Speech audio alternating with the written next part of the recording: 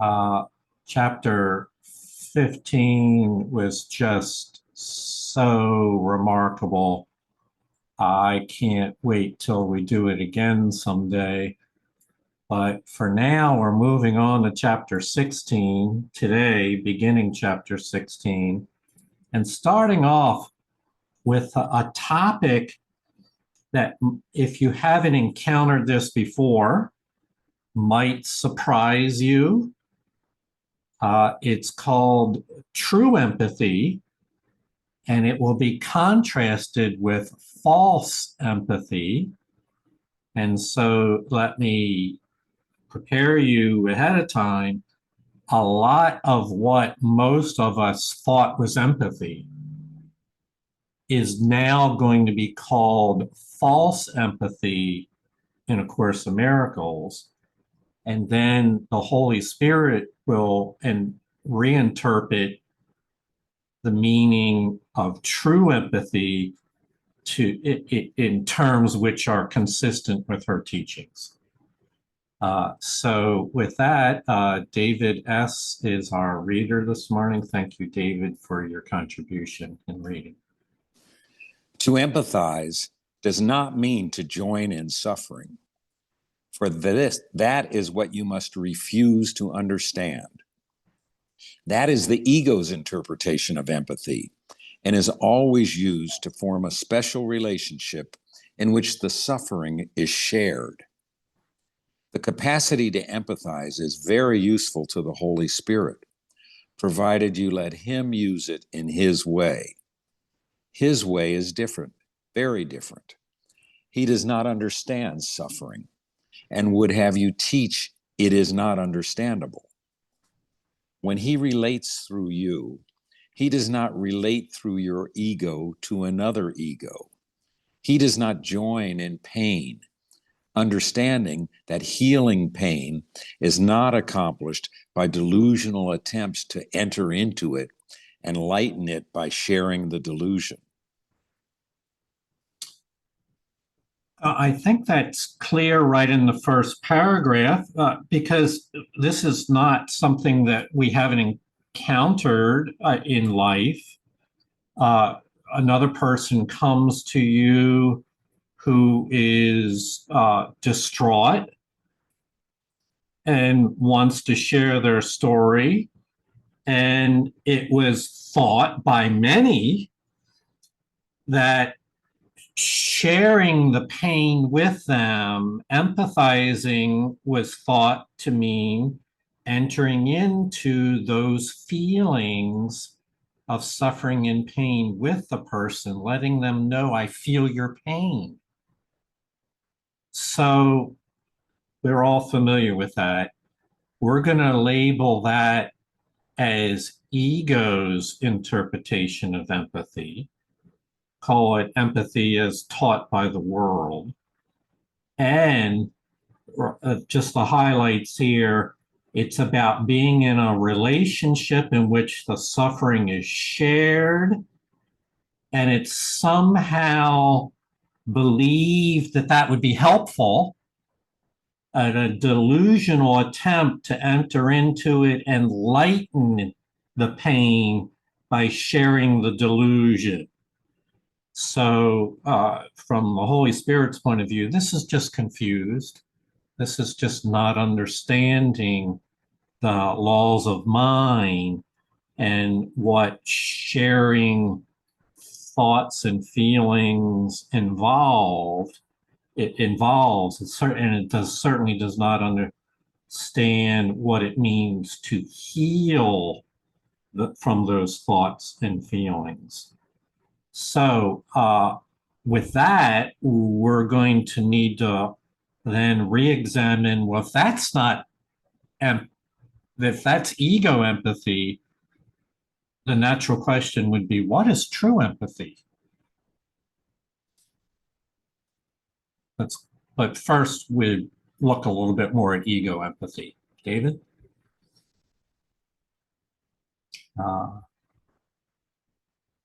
You there, brother? Maybe not. No, I'm here. Okay. The clearest proof that empathy, as the ego uses it, is destructive lies in the fact that it is applied only to certain types of problems and in certain people. These it selects out and joins with, and it never joins except to strengthen itself. Having identified with what it thinks it understands, the ego sees itself and would increase itself by sharing what is like itself. Make no mistake about this maneuver. The ego always empathizes to weaken, and to weaken is always to attack. You do not know what empathizing means. Yet of this you may be sure. If you will merely sit quietly by and let the Holy Spirit relate through you, you will empathize with strength and will gain in strength and not in weakness. Mhm.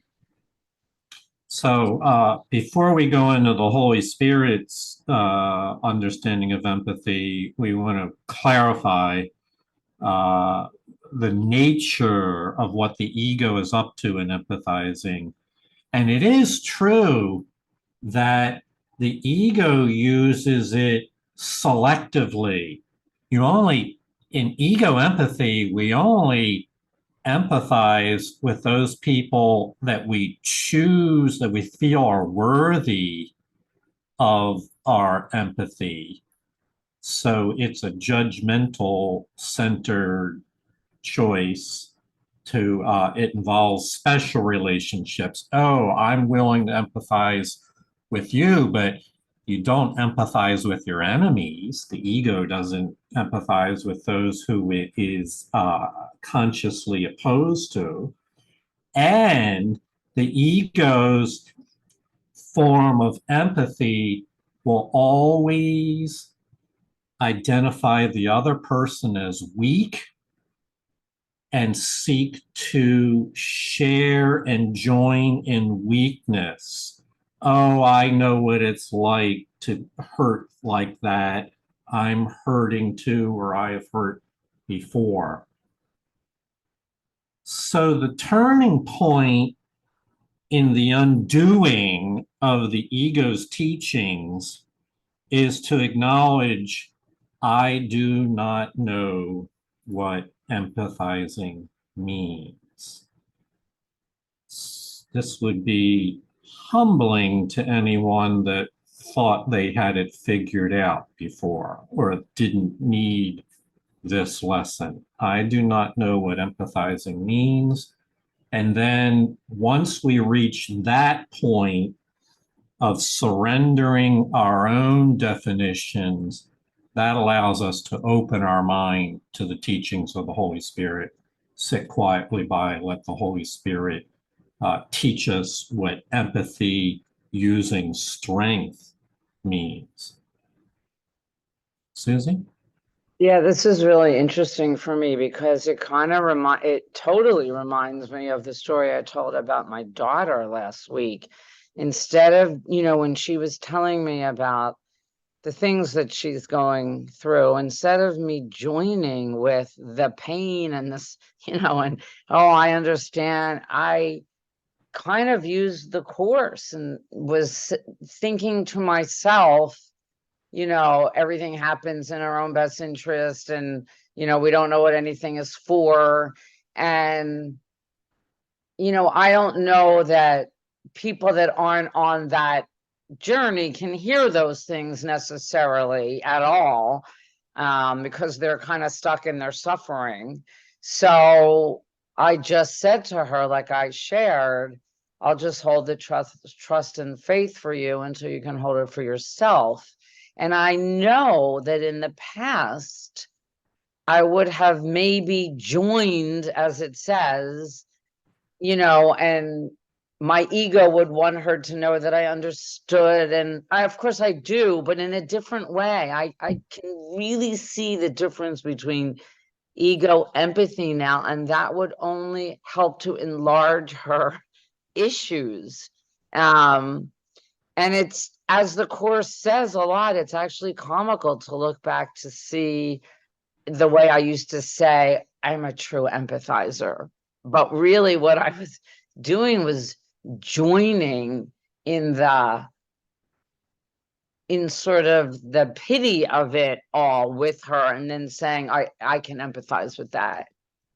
So I know where this is going, totally. And it makes so much more sense, and it's so much healthier for the recipient as well. Yeah. It is. Yeah, and be clear that psychologically, this is really about an identity system, whether it be viewed as an identifying with one's weakness or with one's strength. And not only is it the person who's coming to you for help having confusion around there, but it's also possible that the person that they're speaking with may either be confused, or if they're learning through this material here, then they no longer are confused about the identity of who they're relating with. Noel? What about listening to someone who seems to need to get it off his or her chest? Just listening passively and maybe silently affirming the truth about them. Yeah, well, you got it there in that affirming the truth about them in whatever form that takes, silently for sure, so that you're clear in your own mind, and then when you feel appropriate to communicate that affirmation to them in whatever words might be suitable, to do that as well. Yeah. Yeah, because you don't want to tell the person to go away. I don't want to hear what you're having to say. So, and most people do feel as though they need to unload this somewhere on them. I would call on somebody who's spent years and years listening to people unload. Heather? Yeah, I'm just really struck by this, and I really get it on a real physical level almost. That it became very clear to me that at some point that what I could do, I'd reached the end of what I could do for people, with my training, with my whatever. And this is the end of what you can do, that this is the crossing over from, psychology into the spiritual healing realm. We can't do that in psychology. We don't have that ability. This is true spiritual healing from Christ and the Holy Spirit. So it's a totally new paradigm built on the old one. And that, this took us to a place, but now we cannot do this without this other piece. We can't heal completely. So I just love to see the progression of how it moves from, telling your story, having it empathized, having it heard, and then the story's now gone, and now it becomes something different. So I just love the seeing the progression of love that this takes us out of that staying stuck in the story part into really in true healing, but only the Holy Spirit can do this. Anyway, that's all I have to say. Indeed, thank you. Susie? No, I just want to say something about that, because when I went to Heather begging her to help me, to tell me what was wrong with me, really. And she just said to me, I just go to the Course in Miracles. And like, no, that can't be enough, Heather, and it's just fascinating that that's what she said. That was her way of helping me to heal, directing me to the Course of Miracles, whereas she knew only the Course or the Holy Spirit could heal me. She couldn't heal me, even though I was begging her. So that's just was a chilling thing to hear for me. It's true. poster child for it. You know, this is an aside. I just realized as you were sharing that, Susie, that then you got into Course in Miracles, and then soon after that, brought David into the Course in Miracles. And so this is the way it works. So 7 years before that, I encouraged Heather to get in the Course in Miracles. Heather encouraged you to get in the Course in Miracles. You encouraged David to get in the Course in Miracles, ... And it goes on. This is the way it works. So that's really lovely that it's so gentle and kind that way. Jerry, did you have a? Yeah, Susie, I want to say that since I've come on to this group that meets periodically, and I don't always make it, unfortunately, but your insights that you give to the rest of us, at least to me, really have done a lot to help me along the path I'm on. You really have, you are a poster child, absolutely. And I really appreciate all that you've opened up and let us all know how you've done your hard work. So I appreciate that. Thank you very much. Thanks, Jerry. Lessons, repetition. Perseverance. Right. But thank you. I appreciate it very much. Mhm. Thanks, Jerry. Very good. Sandra? Yeah, for me, getting me out of the mix has been a good thing. I seem to, when I want to fix stuff because it doesn't look the way I think it's supposed to, I seem to make more of a mess, which seems So, so you Sandra, know, part of this whole fix things, we create many more problems. I can just turn it over to the Holy Spirit. yeah, our audio hearing you is very choppy right now, Sandra. So we got the gist of what you were saying there. Thank you. All right, one more comment and then we'll go on. Noel? Back to talking. I believe that the talking cure, in quotes from psychology, works much of the time. And in quote, letting someone, the other person who has come for help, talk, my thrust would be not judging them, even if I don't say anything, because usually people feel guilty about whatever it is for one reason or another. So suspending the ego's judgment, and of course, as the book says here, just yielding it up and yielding up my whatever I might say to the Holy Spirit, and knowing that I'll have an appropriate response are the keys to me. Mm-hmm. Yeah, well, that fits in exactly with where we're going in the next few paragraphs, because you're anticipating, Noel, what does the Holy Spirit recommend? So let's read about that. Your part is only to remember this. You do not want anything you value to come of a relationship.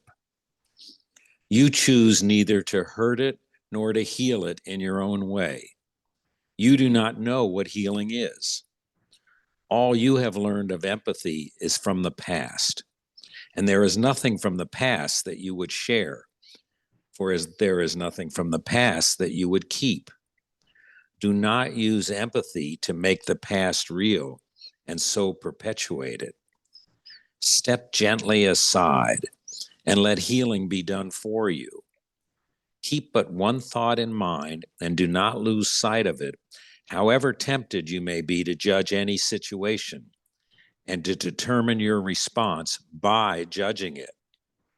Focus your mind only on this: I am not alone, and I would not intrude the past upon my guest. I have invited him, and he is here. I need do nothing except not to interfere. But it's interesting because on just about all the instructions that we read in A Course in Miracles, there's always two flavors. One, what to stop doing or not do any longer as a part of the ego teaching. And then naturally, the next question is, what should I do? What am I to do? And that's where oftentimes we want to insert our own interpretations there. So let's focus on the little part, little not in the sense of meaningless. Let's focus on our part as taught by the Holy Spirit. And one is to not drag our past into the present moment and try to communicate to the other person that what they're experiencing has been a part of your past as well. This is typically what empathy is. Oh, I know what it's like. I got a divorce myself and blah, blah, blah, blah. Well, okay, but this person's has their own experience. It's not the same. So not to use empathy to make the past real and so perpetuate it. This is maybe the biggest lesson of to be healing occurs in the present. And in order to participate in healing, we have to be present minded. And that requires we set a boundary upon past understandings and avoid the temptation to drag our own past and stories from it into the present moment. Instead, recognize that even if, let's say, in the instance of two people in an encounter, that there's a third presence, the Holy Spirit, is there as well. This is what healing involves, the recognition that the Holy Spirit is engaged. And so we need but let our own little minds step gently aside and let the healing be done for us. Keep but one thought in mind, and that is, I've invited the Holy Spirit. The Holy Spirit is here, and the Holy Spirit will lead the healing. Talk about ego restraint. You mean I can't do it myself? No, the Holy Spirit has a plan. She may request guide you in what is needed in that moment, but don't think that your past is a guide to what is needed in that moment. Susie? Yeah, that's like having a wound mate, right? A wound mate, like a wound mate, let's commiserate about our divorces, and the ego loves that. And you can be my, wound mate. It's really interesting. And, it's all about, well, my ego wants to give you my opinion of this, where really that's not at all. I've got to ask the Holy Spirit, what am I supposed to say here? It's very, very, very different. I love that. Wound mate. Mhm. And yes, and always baked into that, it is really some form of judgment. Oh, I know what that's like. I know what those people, how that feels.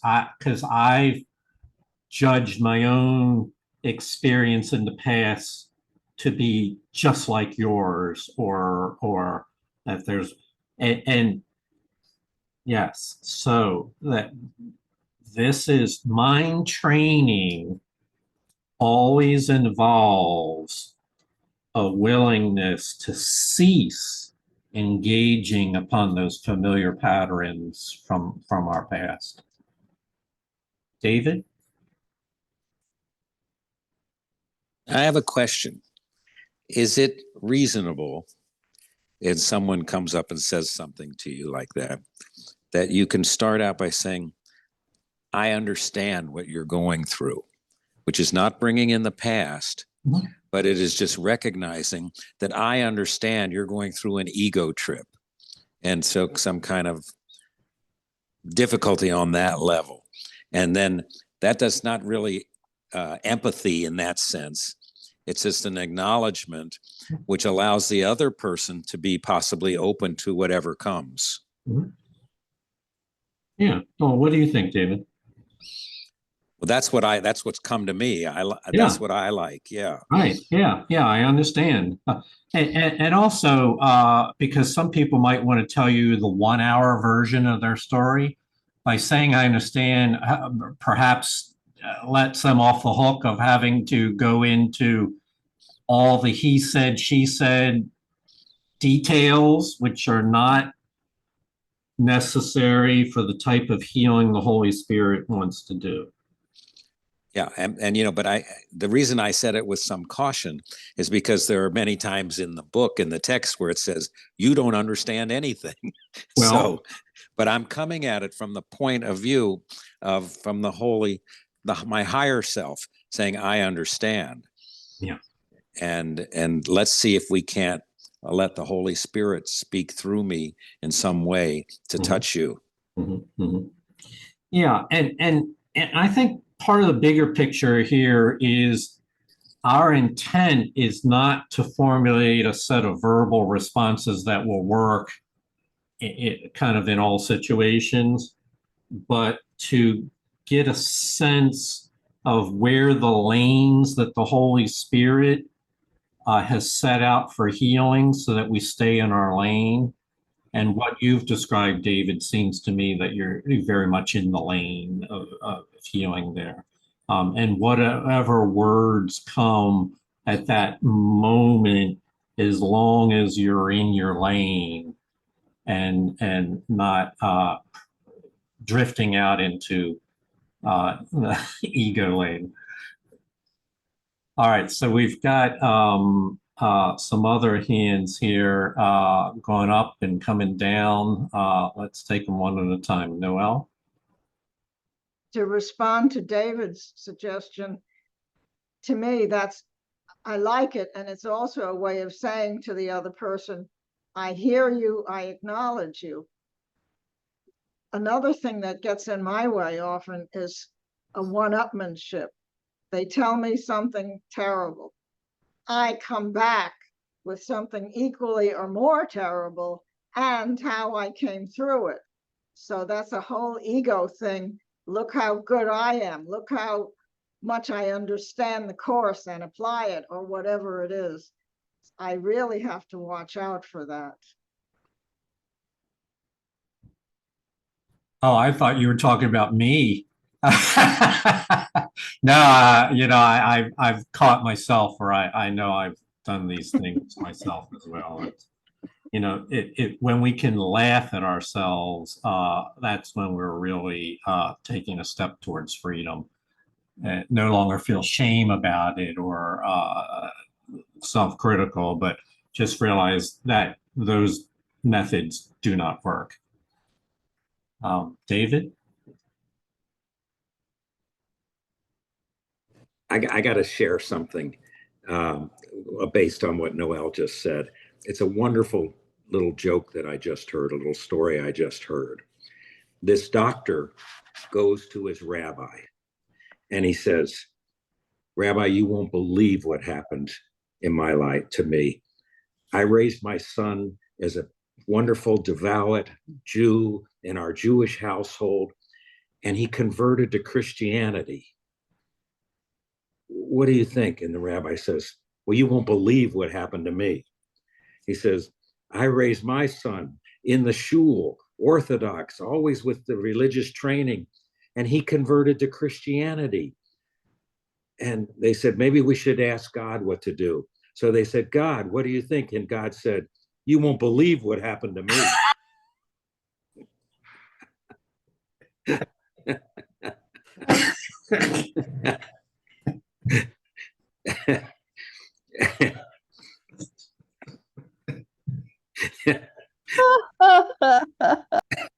I love that joke, that story.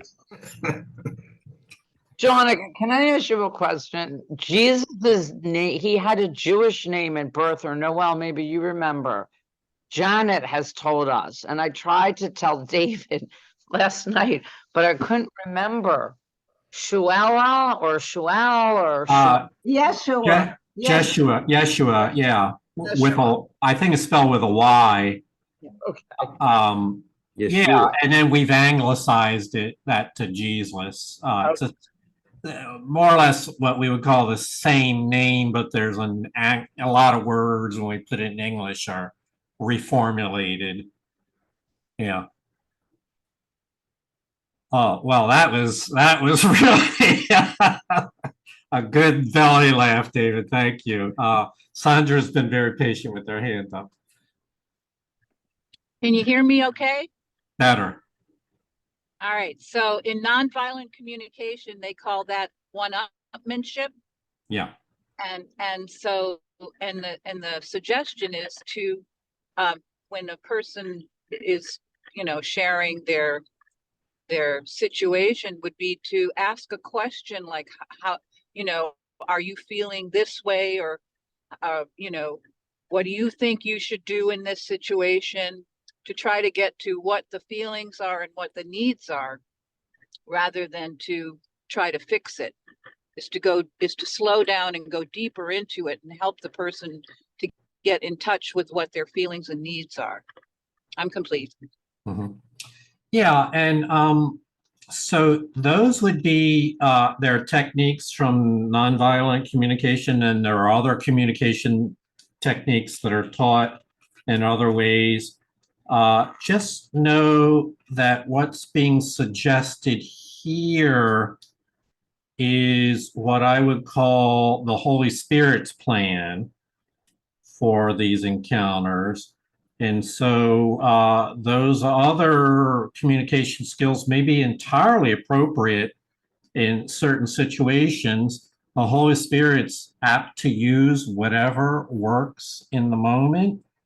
And so the real art to this is being guided from within by spirit on what to communicate rather than having a plan of one's own.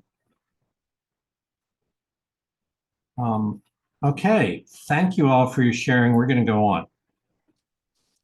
The triumph of weakness is not. I think I skipped one. Sorry. True empathy is of him who knows what it is. You will learn his interpretation of it if you let him use your capacity for strength and not for weakness. He will not desert you, but be sure that you desert not him. Humility is strength in this sense only, that to recognize and accept the fact that you do not know is to recognize and accept the fact that he does know.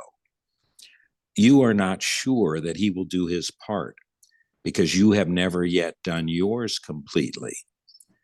You cannot know how to respond to what you do not understand.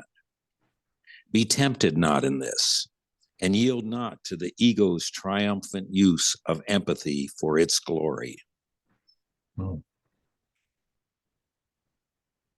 This really just hit me as David was reading this, because there are many schools of teaching communication. There's nonviolent communication, Sandra mentioned, cross-cultural communication. You can major in communications and learn a wide variety of things. And all that is an attempt to be taught and trained to develop abilities that you can then use when they are needed. This is different.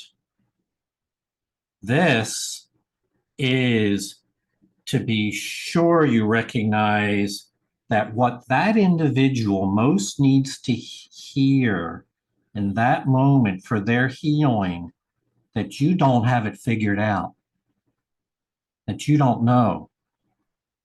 And there's nothing that, and this is hard for me to say because I've been through those communication training courses, a number of them, and thought that was brilliant. Now I'm way ahead on how to communicate. And I'm not saying that they're not useful to a point. I think this goes to what Heather was referring to. Psychology is useful to taking you to a point, and then there's a jumping off point for true spiritual healing that school of teaching doesn't have, that the Holy Spirit has. So the goal here is to let Spirit use your capacity for strength. The goal here is to be present to the guidance of Spirit in the moment, and to recognize the fact that you don't know exactly what that person needs, and to be okay with that.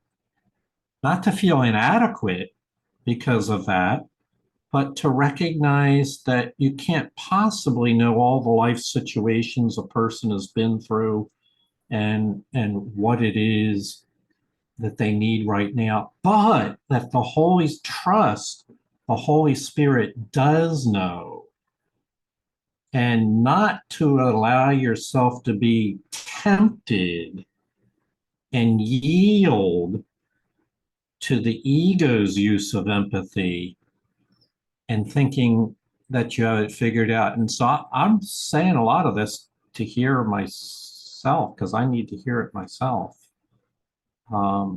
Past training in other communications, I still find to be very valuable. And then in the moment, set that all aside and let Holy Spirit guide in the moment. And that will be true for every lesson that the Holy Spirit leads, is we step aside and let her lead the way. Heather? I'm just so touched by this line. You are not sure that he will do his part because you have never yet done yours completely. And so that just really, shows me where my work is. That like I tentatively will approach this, and I think I know a little bit about it, but then I'll shrink back. And so this total commitment to being in this place where I don't know at all, but be sure that he does, is such a place of trust for me that it just really, it's calling to me. Even though I have fear, I can hear that call across that gap to say that there's something more for you. There's something more for me to do, but it's in this realm, so I don't have any I can't rely on my past training for this. And that's where the fear comes in. I have to let it all go.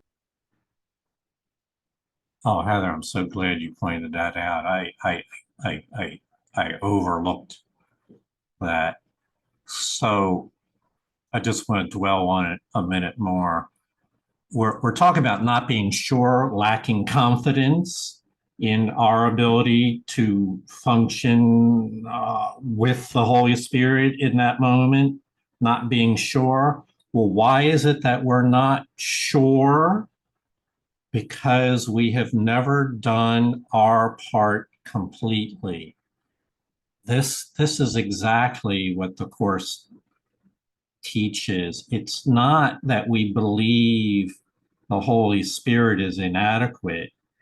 It's that we don't believe in our own ability to completely perform our part, to step aside and let Spirit lead the way and do that in complete trust.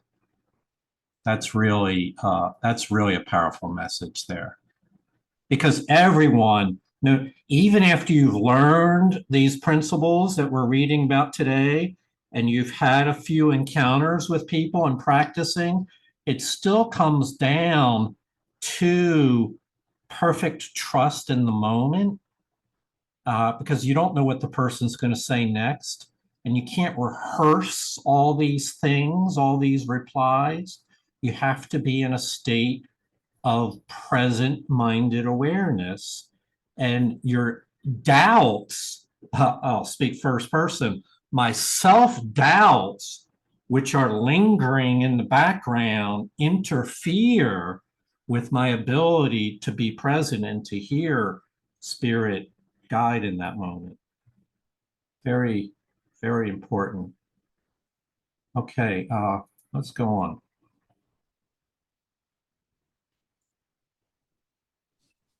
The triumph of weakness is not what you would offer to a brother.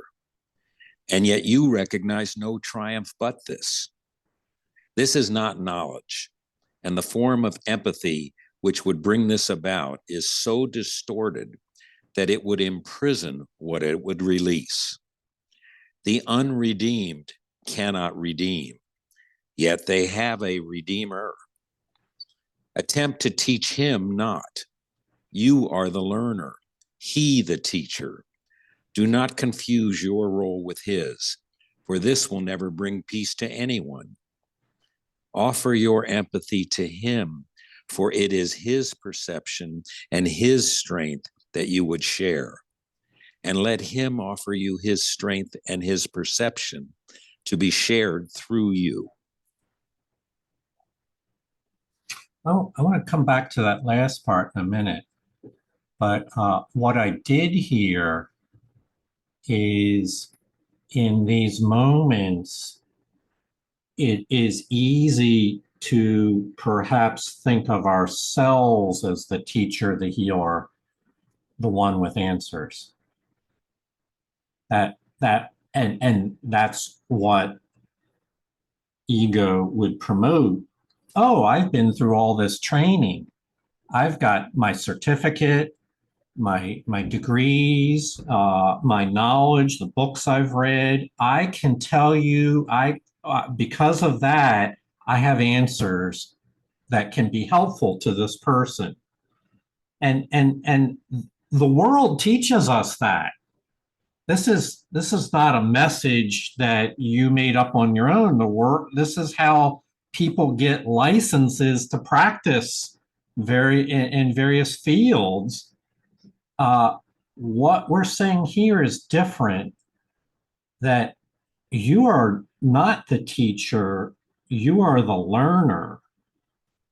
And that even in the moment of where the need has arisen and you're being asked to be helpful, you're a learner. And the Spirit is the teacher. And what the ego would have us do is get that confuse our roles. So the guidance is, do not confuse your role with the Holy Spirit's, for that will never bring peace to anyone when you get confused in your role. And here's the part that I need some of your help with. Offer your empathy to Holy Spirit, for it is Holy Spirit's perception and strength that you would share. I'm not sure that I understand what offering my empathy to Holy Spirit. I guess I'm having interference in understanding that. Heather? I think Susie demonstrated that very well with her daughter when she said, you know, I'll stand beside you and hold the space until you can. We offer what we can do. We can stand with our brother. We can bring our empathy that we have and bring it to Christ with her and stand there with her and let the Spirit do its work. But we're we're joining, but we're not bringing the solution. We're bringing our empathy to the Holy Spirit with her. So we're sharing our empathy. That's just what came to me. Okay, that's helpful. Thank you. Susie? Well, first I wanted to say before the answer to that question is, what keeps coming up for me is, the ego speaks first, always. So when I'm speaking, somebody comes to me or, whatever, my ego speaks first. And I have to check that, like, oh, my ego wants to give you advice and give you my opinion. And that's just the ego wanting to speak first. So I do have to get quiet. And I think the offer your empathy to him might also mean like give the part that wants to help to the Holy Spirit Mhm. for an answer. So offer that part of me to him. So for his perception, you know what I'm saying? Like, that's how I kind of break that down in my mind. Like that part of me that does empathize, whatever, give that to the Holy Spirit and let him break that, make so he can give the understanding to me and the words to use. That's how it reads for me. Okay, all right, thank you. David, you had your hand up. I did, and it's been fairly talked about. My reading of it was offer your empathy to him, meaning what I would perceive as empathy previously. All right, I'm going to offer that to the Holy Spirit to reconfigure in his perception and his strength, so that I could then share it. If that makes it's sort of saying Yeah. the same thing. Yeah, so I think you're saying offer your false empathy to the Holy Spirit to be Right. corrected. Correct. And that's very consistent with the patterns that we find in the Course many times is don't offer your false empathy to the person that's asking for your help. Offer to the Holy Spirit. Okay. This is interesting. Noel? Yes, I was going to say something similar. Offer my sense of empathy now and say, I don't know what to do. Take it from me in a way. Show me what to do, what to say, where to go if that's appropriate. So I agree with that. I have another thing that might be heretical, but sometimes after a person unburdens themselves, I ask a question. How would you like this to turn out? What would you like to see instead? And that's engaging sense of their imagination and encouraging their power of thought. Sometimes they are very down and say, no, I don't know, blah, blah, blah. Other times there's like a light that goes on and they recognize that there could be another way. I don't know if this is an ego thing or not, but it works for me in my own stuff to imagine and almost like a movie how I want this to come out. It's interesting. I'll just share a thought about that. I think if we have a script, because a lot of what we're talking about is scripted responses. Are they helpful or not?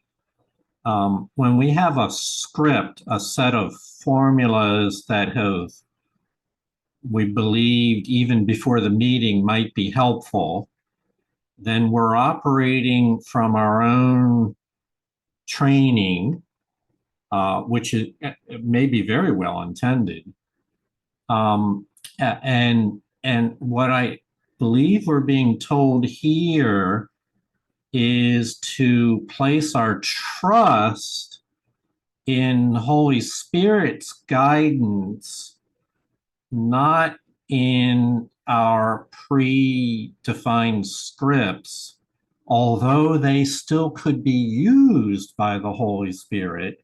It really comes down to where is the prompting to share that come from?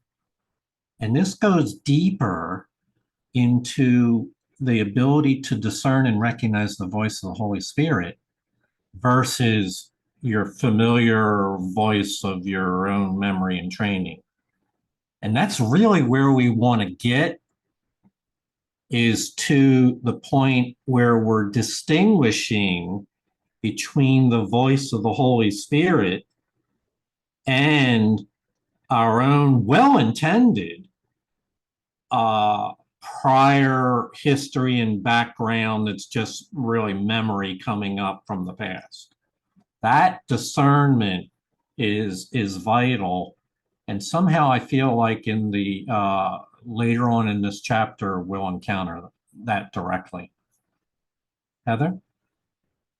Yeah, I loved what Noelle shared, because it shows me a path, and it's the part where she said, she points them back into themselves, and the saying that says a good teacher shows you where to look, not what to see. So you can use that as a tool, pointing them to inside where the answers are. And that would not be usurping the Holy Spirit. You were saying, no, but I can show you where to look. That's what Susie was saying to her daughter. I'll stand with you until you know where to look for the answers. So it points you, but it's not the answer. So I just love that that's a way to point people where to look. Nice. Nice. Well, this is certainly an interesting, certainly has us engaged in an understanding. David, so tell me, what is the meaning of love again? After you get plugged in? The meaning of love is lost in any relationship that looks to weakness and hopes to find love there. The power of love, which is its meaning, lies in the strength of God that hovers over it and blesses it silently by enveloping it in healing wings.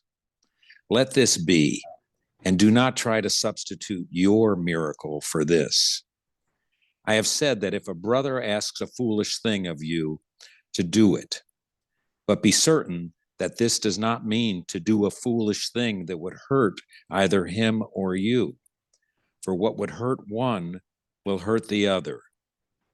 Foolish requests are foolish merely because they conflict, since they always contain some element of specialness.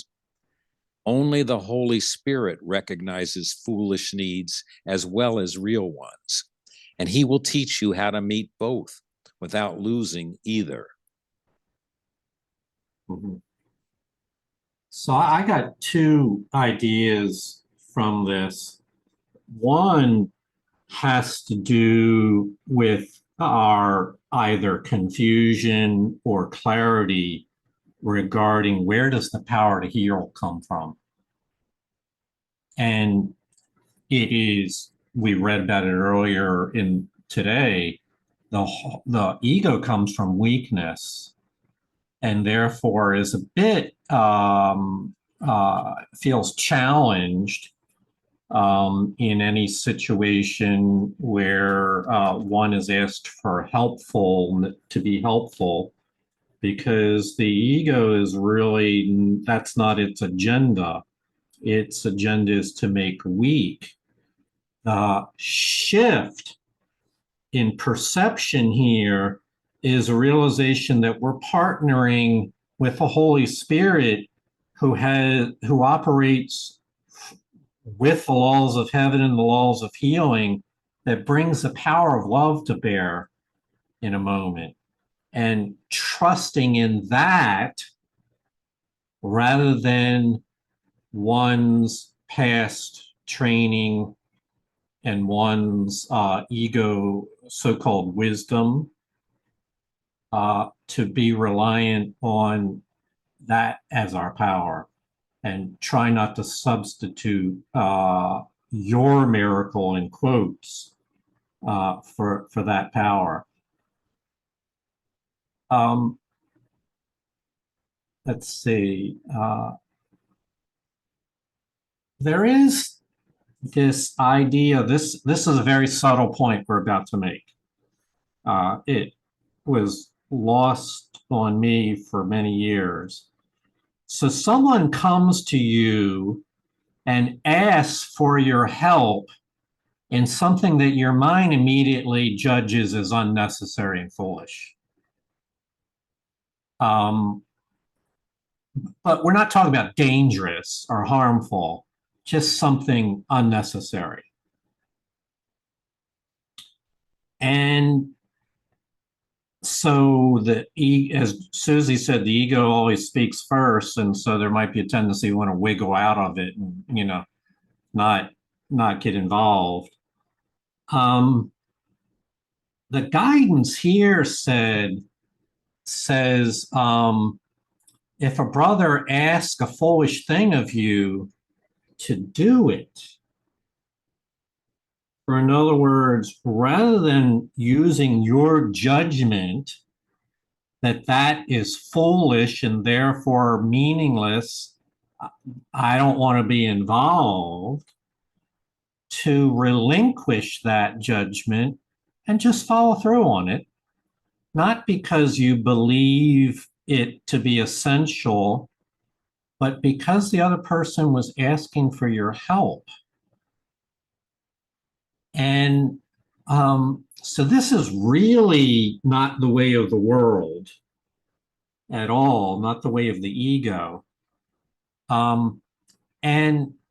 it is a way of responding to somebody that asks for your help and saying, I see you, I recognize you as worthy of my love, and I'm willing to reach out and be helpful in this situation merely as a demonstration of love, not because I judge it to be essential or needful, but because I'm doing it for you. So that's my experience of it. Heather? Oh, let Susie go first. Susie? So that's deep, really, because, you know, everything is a lesson God would have us learn, right? So if I ask David to do something on the golf course that's kind of foolish, you know, and instead of him saying, no, and he does it with me, I might learn something from that. You know, I might have a breakthrough over that, and vice versa. There's always a lesson, right? So like I might say, oh, I might then recognize, because he saw me and did it with me, like, oh, you know, I might recognize on my own, I don't need to do that anymore. You know, thanks so much for coming with me, because I recognize that I don't need to do that anymore. So that's really cool to be able to really look at that, like you said, after all those years, differently. And that's the Holy Spirit's intent, right? Is to repurpose everything for our healing. And so that really makes a lot of sense to me, if I can look at it that way. There's going to be a lesson and a blessing in everything. Yeah. Thanks for pointing that out, Jonica. Thank you. Heather? Yeah, I just can't help but think of the story of Christ when he he healed that beggar outside the temple, and he came to him and he said, "What do you want me to do? What would you have me do?" And he said, "I'd like to receive my sight." And then he had his idea what that was going to look like, because he sat at the pool there and he knew that everybody that, they had to go do something. So Christ, in his love, put stuff on his eyes because this guy needed the physical belief that something was happening. He met him where he was. So it seemed like a foolish thing, but he put clay on his eyes and then he told him to go wash because that's where his beliefs were. And he built on the beliefs he had. I love that. It wasn't foolish. Christ used that, his little faith that he had, to be able to get him down to the point where then he took action, what he could do, and then the miracle happened. But the miracle could have happened, just Christ could have just said, "You can see." But he didn't shame him and make him foolish. He took him right where he was to the very next step. And then his own faith that was where it was what was able to help him heal. So that's an example for me. Very good. Thank you. Noel? Yeah, that healing shows what the Course has said a lot of times, and several of us have repeated it. That the Course meets us where we are, and so that's a great faithfulness. Another thing I want to say is about person asking you to do something. Often my first reaction is, oh, this is going to take time away from something I think is more important, or it's silly, or whatever. And I have to remind myself, as Susie was saying, there's always a lesson for me in it, number one. And number two, all that I give is given to myself. I can lose nothing by giving.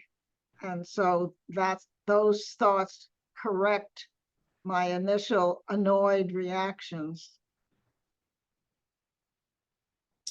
Yeah, I really identify what you're saying there, Noel. Oh my goodness, this is going to take time away from things that I judge as more valuable. This person that's asking for my help is asking for little stuff, and I've got important stuff that I've set for myself. And so it really is about a reorientation of what am I here for? What really matters in this world? David?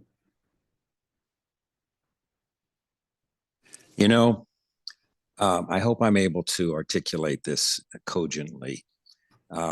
This paragraph jumps out at me because I remember reading it a couple of years ago or something like that when we had this. And I remember balking at the first sentence. I have said that if a brother asks a foolish thing of you to do it, well, that just makes no sense. In the ego's world, that just makes no sense. Now, so what is he trying to say? It says that doesn't mean to do something stupid that's going to hurt either him or you. Okay? So it can't be an attack in any form. It can't have ego attached to it. And that whole thing about, oh, well, it's going to take from my time away from what I want. That's all ego answer. That's all ego stuff. So anything that hurts your brother hurts you. What I give, I get. What I receive. So there's so much in this paragraph. So foolish requests are foolish merely because they conflict, meaning they conflict between ego and Holy Spirit, not because they conflict between something, oh, I think I want to do or you want to do or something like that. And they always contain an element of specialness, meaning separateness. So only the Holy Spirit recognizes foolish needs as well as real ones. He'll teach you how to meet both without losing either, so that both are met in the same way, in union, through love, and are without ego. I know that I get a little bit sketchy in that part, But this paragraph just has so much, and you can look at it from a very concrete point of view to the very essence of truth. So I love it. Nice. Nice. Thank you. We'll take one more comment. Noel. When the word foolish is our own judgment of it, it may be the most important thing to the other person, some kind of keystone, keynote. So once again, as David was saying, set aside the ego thing. It also reminds me of turn the other cheek. What? Are you nuts? So it's like going into total humility. Yes. All right. Well, if that's not enough to shake your previous paradigms, maybe the next paragraph will. I've repeated a line from before. Only the Holy Spirit recognizes foolish needs as well as real ones, and he will teach you how to meet both without losing either.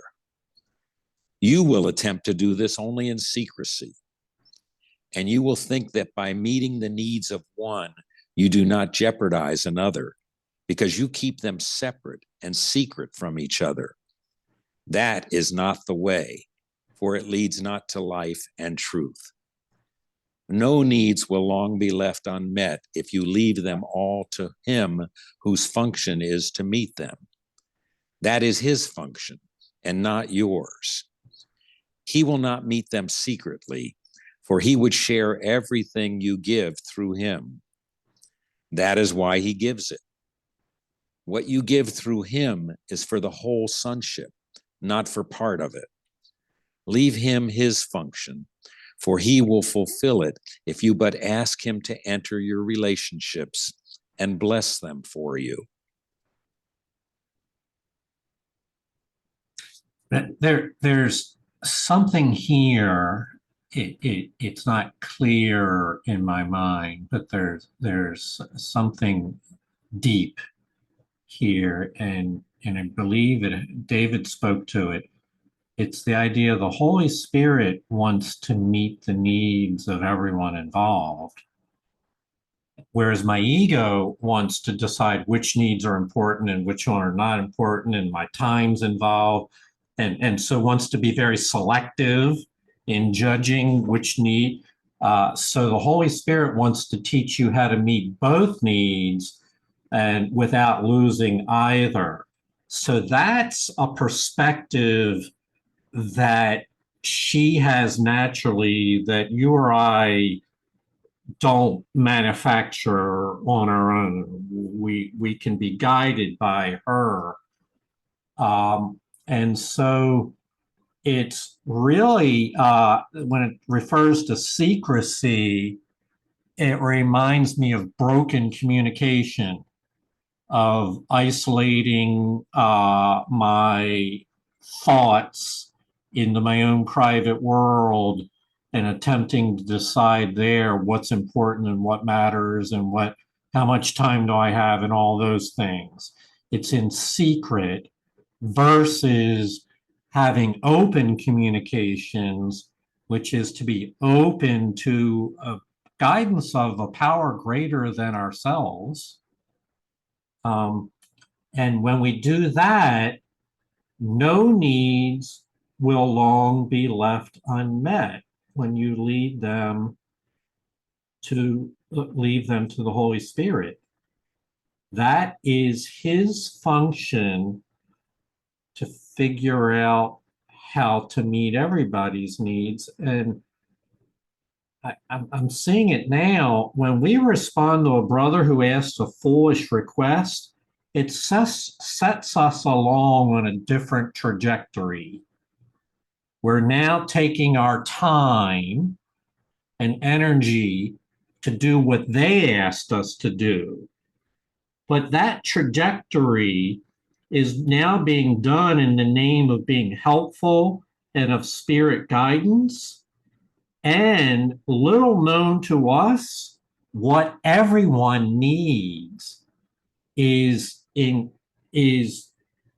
now there's an opportunity there because of the Holy Spirit's participation in it for all needs to be met. And going a little deeper still, I might have thought I needed to use my time for some task I had written down earlier in the day. That was my need, my assumed need of what I needed to have a good day. But in truth, Holy Spirit realizes that what we need is to have holy relationships with everyone and to recognize the value not of just a few special relationships, but to recognize the value of all living things. And that is his function. And so when we respond to a foolish need, it sets us along a path of honoring the other person. And that in itself will fulfill our need to be honored and to feel honored to be a part of something bigger than ourselves. He will fulfill it if you but ask him to enter your relationships and bless them for you. That's what comes about as a result of responding to a foolish request, is the Holy Spirit enters your relationships and blesses them for you. And this is more than we could have asked for, more than our training would have prepared us for, more than our pre-canned responses, whatever conceive of. This engages all of us in spirit guidance, which is set upon a plan, a path that brings blessings to everyone.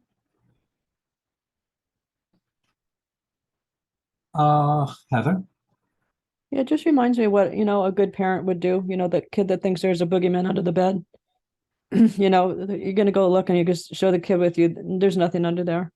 So it's a foolish need because it's based on something that's not real. But the parent lovingly goes with the child and shows them, no, there's nothing under there. You see, I'm going to go with you and I'm going to show you what's real. And it's that kind of love that the Holy Spirit has, that she's going to go with us and say, there's nothing here. It's not real. And she can do it in a very gentle way. And she does, for me anyway. And I'm so grateful for that, so that it's not traumatizing to me, to say, well, there's nothing under there, you dummy, just you're making up stuff. No, she enters with me and she helps me as a good parent would. And so that's how, I can do that with other people as well. So I like that example, was helpful for me. Heather, that was really helpful for me, because it said something that is referred to elsewhere. When you're to help someone, you have to, at some level, understand the way they're perceiving the situation. Like a little child thinks a boogeyman's under the bed. In their mind, this is very frightening. It may be foolish, but to their mind, they need correction. And you need to empathize with them, is to recognize what they really need deeper than what they think they need, and to be able to be willing to respond to that deeper need, which is to be free of the fear that they have. And so it's something that we'll encounter again. All of us, when guided by the Holy Spirit, will speak in a language that the other person can understand. Not in the language that works for us, but in the language that the recipient can appreciate and understand at the moment. And right now I'm feeling like this is what true empathy is to speak to the person's deeper need in a way that they can most understand. Julie S., you had your hand up? Yeah, so the other thing I was thinking out when everybody was commenting on this is that the judgment of foolishness of someone's request is basically, if I take that back to recognizing my judgment, then the foolishness is something that needs to be healed in me, like that thought of because they're just reflecting what I'm I'm just putting it out there, and they're reflecting it back to me, and so I'm really making a judgment on myself. And I think that the line that got me on this one was, you will attempt to do this only in secrecy because I will feel my own foolishness. And so I will want to, kind of cover that over, and really, and what Heather said really relates to that too, because I have those fears. Like, I have the fears of the boogeyman under the bed. Like I have all of that I'm seeing out there. And so I really am giving that empathy to myself, and I'm really giving, I'm giving myself a chance to be non-judgmental of myself. Like, that, to me, that's the lesson, is that I'm always judging. I'm judging myself of what I'm putting out there. And, and that goes along with the needs. I think a lot of my needs are foolish, and Holy Spirit wants me to bring those, even the foolish ones that I think, because it says, all needs, I think it said somewhere there that all needs will be met. No needs will go unmet. Yeah, because I'm really just doing it in response to something that is within me that I have, basically projected out there. I don't know if that's making any sense, but that's what I was getting out of that. Thank you. Yeah, what you said about secrecy, I realized that was helpful, because really what we do when we're with someone, we secretly judge them as being foolish, or that's a little request, or unimportant. And we seldom do we say those things, because that would be impolite, that would be rude, but we might think it in secret. And so I really, you're right, and that's really a reflection of what's going on in our own mind. Yeah, and all the more reason to set all that aside and respond to their request. Susie? Yeah, I mean, that's what I meant before, right? So we're all the child with the fear of the person under the bed, but the fear is different. Like when I said about David, just do something that might be foolish about that on the golf course, or whatever. And instead of responding like, oh no, you don't have to be afraid of that, it's like Heather said, just be the gentle parent that just goes along, and then the lesson is learned. Like the kid, oh, thank you, there's nobody under the bed, instead of being told, oh, there's nobody under the bed. I mean, it's so powerful, because there is a lesson there to be learned by doing it kindly. It's so amazing, really. And I can hear David saying to me, David, sorry, a year ago, I don't have time to do that with you. I don't want to do that with you. And I bet right now he's saying, I know exactly what this paragraph is about now. Right? And by being kind and taking me, it's like, oh, there was nothing to be afraid of. It's so amazing, practical in this world, how we can live better. It is. It is. Thank you. Noelle? And also for the giver, I have to say to myself, I cannot be hurt by this. I cannot lose anything from doing this. And as we've said, it can only bless me. And I often do learn a lot, and I'm stretched too in terms of my faith that time is an illusion, that my time and energy are limitless. And so also it feels really good to do something for someone. And not that I'm looking for it especially, but they often express such gratitude and eventually some peace. Indeed. Indeed. Thank you all. That's as far as we're gonna read and discuss today. This has been really rich. What an amazing start to this chapter. So I want to thank everyone for their contributions. It made it so much more than just reading it here, and let you know that there's plenty more to go in the rest of the chapter, and hope that you'll come back when you can and join us in subsequent sessions. So until then, may you be blessed in all the foolish requests that come your way, and realize that there's nothing to hold in secret, that we're all in this together. Thank you. Namaste. Namaste, everybody. Thank And my own foolish request to myself too.